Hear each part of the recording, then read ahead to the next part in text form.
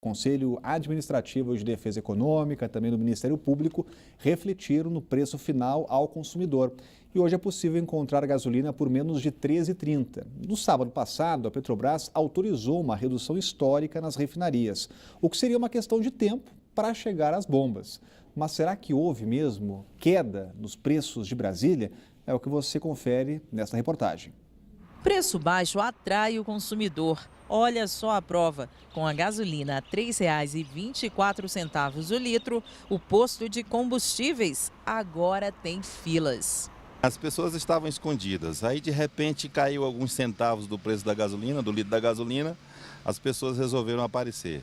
O preço da gasolina e do diesel tem baixado aqui em Brasília e pode diminuir ainda mais. É que a Petrobras anunciou há poucos dias uma redução do valor dos combustíveis nas refinarias. Nelas, essa queda foi de aproximadamente 3%. Mas será que esse valor já é refletido aqui nas bombas? O consumidor diz que não sentiu ainda.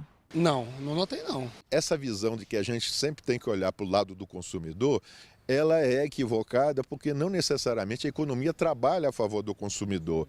Ela funciona, a lei de oferta e procura. Agora, o consumidor tem que se adequar e tem que se adaptar a essa lei. O litro da gasolina estava quase R$ 4,00 no fim do ano passado. Começou a baixar depois da intervenção do Conselho Administrativo de Defesa Econômica, o CAD. Em abril, o Conselho nomeou um administrador provisório para dirigir a rede Gasol. A intervenção resultou de investigações conduzidas pela Polícia Federal e o Ministério Público do DF, que tem por objetivo desmantelar o suposto cartel no setor.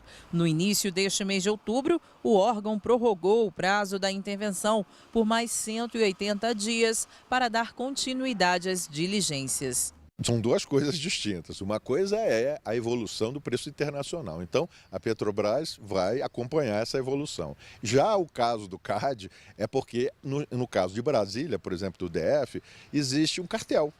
Os postos de gasolina se reúnem e determinam o preço. Então, a partir do momento que eles conseguiram descobrir, através de investigações, que isso daí é lesivo à sociedade, eles passaram a atuar dessa forma. Em tempo de crise, tudo que o consumidor quer é economizar. Viajei e voltei, eu falei, acho que não vai estar barato. Quando eu passei aqui novamente, estava realmente do mesmo valor, eu achei uma maravilha. Acho que agora vai perdurar mesmo. Até agora o consumidor não sentiu no bolso essa mudança aí da Petrobras. Exatamente. Olha, o que a Petrobras fez foi reduzir o preço lá na distribuição, para o distribuidor. E aí o problema é esse, o distribuidor ali no comércio que ele faz, no negócio que ele faz com o dono do posto, com as empresas de postos de combustíveis, aí esse aumento desaparece, essa redução, aliás, desaparece. E os responsáveis pelo setor, os representantes dos donos de postos, alegam que há outros custos a serem levados em conta, como, por exemplo, PIS, COFINS, etc., etc. E, além do mais, também houve um aumento do valor do álcool, e o álcool corresponde a 27% do conteúdo da gasolina, que é misturado. Enfim, eles vão dar um jeito, já estão dando um jeito de anular completamente essa redução que se verifica de preços do combustível vendido pela Petrobras às distribuidoras de combustíveis. E mais um posto comunitário de segurança amanheceu queimado, desta vez em Samambaia Sul. O crime aconteceu durante a madrugada na QR-321, em frente à Praça do Cidadão. O posto ficou totalmente destruído, você está vendo nas imagens, e é o segundo caso neste mês. No último dia 10, outra unidade que ficava na QR-319 foi queimada por vândalos. Ninguém ficou ferido. Só em 2016, 9 unidades da PM foram destruídas por bandidos. No Sol Nascente, um posto da PM foi atacado com pedras, também na semana passada.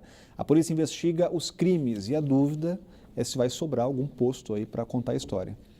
Olha, o fato é que este posto queimado é mais um tapa na cara da própria Polícia Militar do Distrito Federal. A Polícia Militar recebeu para tomar conta, recebeu para operacionalizar 131 postos comunitários de segurança no governo de José Roberto Arruda. Cada um desses postos custou entre 100 e 150 mil reais.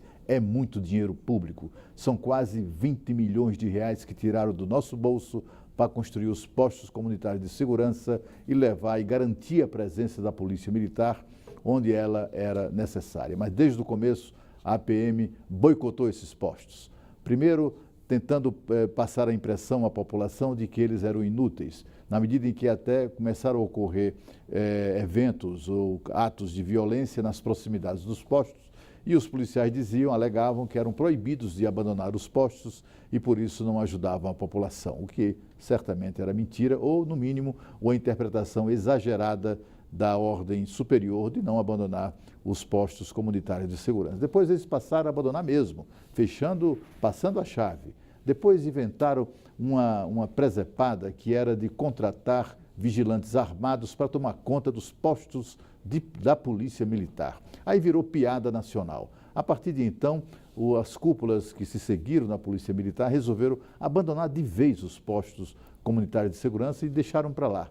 E aí os bandidos foram queimando um a um. Até agora são 30, quase, logo chegaremos aos 40 postos queimados e continua aquela pergunta que não quer calar, continua sem resposta. A quem interessa a destruição definitiva de todos os postos comunitários de segurança? E nesta madrugada, uma agência bancária de Sobradinho ficou completamente destruída em mais um caso de explosão a caixas eletrônicos.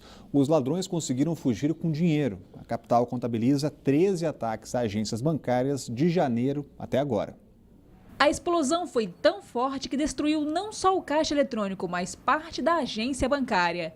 Estilhaços de vidro ficaram por todo o canto.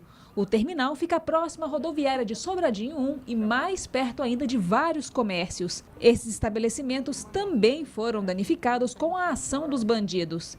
Para quem mora e trabalha na região, além do prejuízo, fica em segurança de voltar à área. Não tem segurança também, né? Fica aí exposto aí, corre o risco direto, né? Então, do lado de um comércio, a gente corre o risco de estar envolvido no meio de um acidente qualquer hora dessa aí. Segundo o Corpo de Bombeiros, a explosão não provocou risco de desabamento no prédio que fica a agência da Caixa Econômica Federal, mas algumas lojas precisaram ser interditadas por causa de rachaduras nas paredes. Hoje o meu comércio vai estar fechado porque corre o risco de desabamento lá dentro e aí então vamos prezar pela vida de funcionário e clientes que pode estar correndo risco se caso for trabalhar com comércio assim. O crime foi nesta madrugada de terça-feira por volta das 4 horas da manhã. A Polícia Militar informou que 4 homens encapuzados colocaram explosivos e explodiram o caixa eletrônico. A PM disse ainda que a quadrilha conseguiu fugir com o dinheiro. As imagens de segurança foram entregues à Polícia Federal, que investiga o caso. Esse é um típico crime que não costumava acontecer aqui em Brasília, Cláudio Humberto, mas infelizmente veio para ficar. Exatamente, veio para ficar e a gente verifica aí, né? A Polícia Militar que nós vimos nas imagens só aparece depois da porteira arrombada, depois do cofre arrombado. Esse é um crime típico de uma cidade com um policiamento ostensivo insuficiente, deficiente, incompetente. E o Tribunal Superior Eleitoral pode julgar em separado as condutas de campanha do presidente Michel Temer e da ex-presidente Dilma. É o que diz o ministro do Supremo Tribunal Federal e vice-presidente do TSE, Luiz Fux. Várias ações pedem a cassação da chapa Dilma Temer, eleita em 2014. Se julgados juntos, os pedidos colocariam em risco o mandato de Temer. Renata Dourado tem mais informações sobre este assunto. Uma boa tarde, Renata. Oi, Rodrigo, muito boa tarde para você, para o Cláudio Humberto, uma excelente tarde para todos que estão acompanhando aí o Band Cidade, primeira edição. Então, entre as ações que vão ser analisadas pelo Tribunal Superior Eleitoral, existe uma ação do PSDB que argumenta que houve abuso econômico, abuso político também, com relação a essa chapa. Diz, por exemplo, que a campanha foi ou teria sido financiada com recursos, dinheiro desviado da Petrobras, né? Essa seria, portanto, uma grande irregularidade. Ocorre que, no entendimento do Tribunal Superior Eleitoral, isso em caso, por exemplo, de prefeito, quando o Tribunal Superior Eleitoral condena algum prefeito, automaticamente o vice-prefeito também é condenado porque entende que ele também foi responsável naquela possível irregularidade. Por isso causou esse alvoroço, digamos assim, quando o ministro Luiz Fux falou exatamente isso, ou seja, que as contas da ex-presidente Dilma podem ser analisadas em uma ação e as contas do presidente, atual presidente da República, Michel Temer, né, na época era candidato a vice-presidente, também podem ser analisadas em uma outra ação. Na verdade, a defesa de Michel Temer já havia entrado pedindo exatamente isso, essa separação. Então, cabe primeiramente ao Tribunal Superior Eleitoral decidir se vai haver essa separação, se as contas vão ser analisadas de forma diferenciada. Segundo, se houve ou não de fato irregularidade. No caso da ex-presidente Dilma, o que pode repercutir? A gente sabe que ela sofreu o impeachment, no entanto, os direitos políticos dela prevaleceram, né? O Congresso decidiu manter os direitos políticos dela. Se houver essa condenação, aí ela perde os direitos políticos dela. Aí vamos ver como é que vai acontecer, se de fato vai ser uma ação só, se vai ser dividida, com relação de que forma isso pode repercutir no caso do presidente Michel Temer, né? De qualquer forma, o próprio ministro Fux já disse que essa ação não deve ser analisada este ano. A gente está em meados de outubro, né? O ano praticamente acabando, então isso só deve ser analisado realmente no ano que vem. Então vamos ver como é que vai ficar essa situação. Ainda falando do presidente Michel Temer, ele está lá em Tóquio, no Japão, fez uma conferência, conversou um pouco com a imprensa, tanto a imprensa do Japão quanto a imprensa brasileira. Os repórteres brasileiros perguntaram para ele sobre os auxiliares dele que estão suspeitos aí, né, de envolvimento, irregularidades. Aí a frase dele é o seguinte: se formos parar em cada denúncia, aí vai ficar difícil. Ou seja, que claro, né, o andamento tem que continuar, o governo tem que continuar andando apesar dessas denúncias aí de suposto envolvimento de irregularidades dos auxiliares dele. Ele também falou, Rodrigo, sobre a atual situação econômica do Brasil. Vamos ouvir. Este recomeço se traduz, em primeiro lugar, por projetos reveladores da austeridade na nossa política fiscal, cujo objetivo é precisamente o controle dos gastos públicos, ou seja, a partir de agora só se gasta no país aquilo que se arrecada. Falando um pouco aí, né, sobre essa PEC aí do teto dos gastos públicos e justificando mais uma vez, dizendo que o governo não vai gastar mais do que arrecada. Rodrigo. Obrigado, Renata. O presidente Michel Temer continua nessa viagem internacional até sexta-feira, Cláudio Humberto. Exatamente, uma viagem muito importante para o Brasil, porque ele nessa viagem, primeiro em Goa, na Índia, na reunião dos BRICS e agora no Japão, ele tenta atrair investimentos para o Brasil. O presidente está certo quando diz que o governo só pode gastar o que arrecada.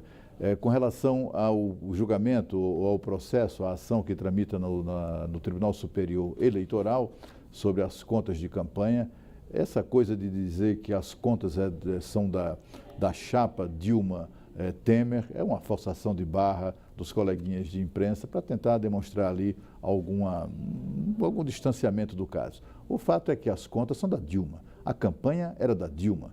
Michel Temer não apareceu em um único programa, nenhum programa de televisão da campanha de reeleição de Dilma Rousseff. Não se viu Michel Temer em um único cartaz, santinho, nada. Um adesivo, nada. Não havia nome, vinculação de nome, não havia peças produzidas para colocar o Michel Temer na campanha. A única vez que ele apareceu foi no último dia, no dia em que no hotel aqui em Brasília, a então presidente reeleita fez um discurso agradecendo a reeleição e aí encontrou nesse palanque lá no hotel a figura do seu vice-presidente, a quem, aliás, elogiou muito na ocasião. Portanto, o ministro Luiz Fux é mais um desses ministros do TSE e do Supremo Tribunal Federal que se manifestam sinalizando que sim, é possível e até deve ser separada a prestação de contas de Dilma Rousseff, porque era dela a campanha, e do seu vice, que nem sequer apitava ou não apitava qualquer apito naquela campanha eleitoral. E a seguir, a Justiça decide hoje se Celina Leão pode voltar à presidência da Câmara Legislativa. O Banco Cidade volta já.